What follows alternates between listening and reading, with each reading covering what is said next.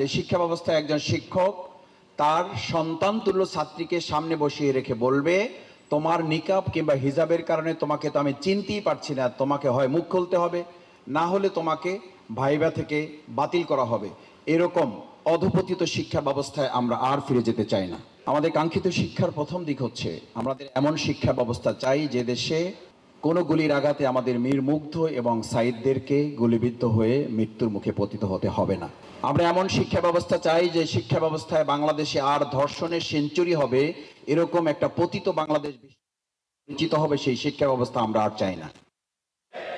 আমরা সেই শিক্ষা ব্যবস্থা চাই না যে শিক্ষা ব্যবস্থায় একজন শিক্ষক তার সন্তান তুল্য ছাত্রীকে সামনে বসিয়ে রেখে বলবে, তোমার নিকাব কিংবা হিজাবের কারণে তোমাকে তো আমি চিনতেই পারছি না, তোমাকে হয় মুখ খুলতে হবে, না হলে তোমাকে ভাইবা থেকে বাতিল করা হবে।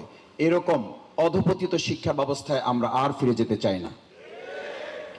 সম্মানিত শিক্ষকবৃন্দ, আমাদের এই বাংলাদেশেই তো এমন শিক্ষা ব্যবস্থারও তো আমাদের সুযোগ রয়েছিল, এমন মানুষও তো এই শিক্ষা ব্যবস্থায় আমরা নিজেদের মতো করে তৈরি করার সুযোগ হয়েছে।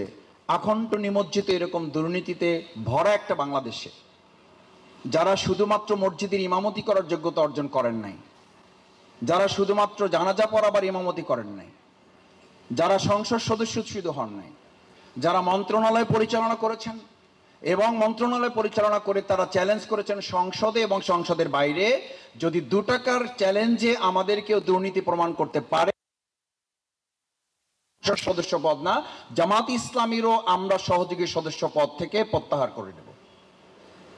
আমরা সেই রকম শিক্ষা ব্যবস্থা চাই যারা এরকম দুর্নীতির মধ্য থেকেও এই চ্যালেঞ্জ দিয়ে বাংলাদেশকে একটা দুর্নীতি মুক্ত বাংলাদেশ গঠন করার সংসদ সদস্য শুধু নয়, মন্ত্রণালয় শুধু নয়, রাষ্ট্র পরিচালনার পাশাপাশি আমাদের বাইতুল মোকাররমে মসজিদের ইমামতি করার যোগ্যতা একই সাথে তারা অর্জন করতে পারবে। কেন পারছে না? আজকে হচ্ছে না কেন? হচ্ছে না এই জন্য যে আমাদের শিক্ষা ব্যবস্থায় আমরা খুব এগিয়ে যাচ্ছি বলা হচ্ছে, কিন্তু কোথায় এগোতে পারছি না। এগোতে পারছি না তো এই জন্য যে আমাদের বলাই হয়েছে ক্যারেক্টার এবং কেরিয়ার দুটোকে মিলে যদি সমন্বয় না করা যায়, career without character is more dangerous then a lion. আপনি যত বেশি শিক্ষিত হবেন তার সাথে সাথে যদি মূল্যবোধ এবং নৈতিকতার সমন্বয় না হয়, তাহলে ওই শিক্ষিত লোকটা কি বলা হয়, is more dangerous then a lion. ওটা একটা উন্মত্ত সিংহের চেয়েও ভয়ানক। এই ভয়ানক পরিণতি তো আমরা জাহাঙ্গীরনগর বিশ্ববিদ্যালয়, আমাদের ইডেন কলেজ এবং অন্যান্য দেখেছি। এই জগতে আর বাংলাদেশ ফিরবে না ইনশাআল্লাহ। আমরা সেই জগতে ফিরে যেতে চাই যেই ঢাকা বিশ্ববিদ্যালয়ে ইকরা লেখা ছিল, সেই ইকরা কেন প্রত্যাহার করা হয়েছে? অবিলম্বে ইকরা যুক্ত করতে হবে। ফজলুল হক মুসলিম হল থেকে কোন কারণে মুসলিম শব্দ বাদ দেওয়া হয়েছে, আজকের বাংলাদেশের এই জনগণের কাছে তার জবাব দিতে হবে এবং মুসলিম শব্দ যোগ করতে হবে। কবি নজরুল ইসলাম কলেজ থেকে কেন ইসলাম তুলে দিতে হবে?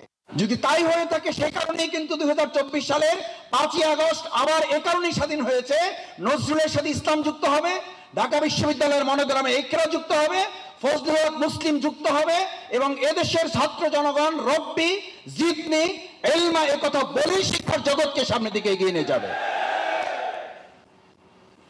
এর বাইরে গিয়ে আমাদের আসলে বাঁচার আর কোনো উপায় নেই। এই জন্য যে আপনি যত শিখবেন, এখন আমাদের এক শিক্ষক বলতেন, যত শিখবা তত আর্ন এবং আর্ম পাবা।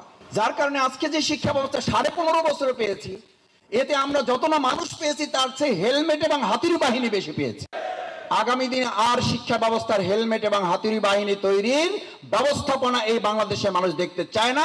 অন্তর্বর্তীকালীন এই সরকার আশা করি হেলমেট এবং হাতুড়ি বাহিনীর পরিবর্তে বাংলাদেশের দেশপ্রেমিক সেরকম কিছু যোগ্য নাগরিক তৈরি করবে, যাতে করে আমাদের দেশের মেধাবীরা, আপনারা জানেন আমাদের এখানে অনেক সন্তানেরা নিরাপদ মেধা এবং আশ্রয়ের খোঁজে বাংলাদেশের পরিবর্তে এখন বিদেশে যাচ্ছে, আর তারা ফিরে আসছে না। আমরা অন্তর্বর্তীকালীন সরকারের কাছে আহ্বান জানাতে চাই, বাংলাদেশে এমন পরিবেশ তৈরি করতে হবে যাতে আমাদের মেধা আমাদের কাছে না রেখে বিক্রি করে মেধা, আমাদের মেধা এখন অন্যরা কিনে নিয়ে বিশ্ব আজকে বড় বড় জায়গাগুলোতে আমাদের বাংলাদেশের সন্তানেরা সেখানে নেতৃত্ব দিচ্ছে, অথচ আমাদের দেশ সেখানে তলাবিহীন ঝুরি করে ফেলা হচ্ছে।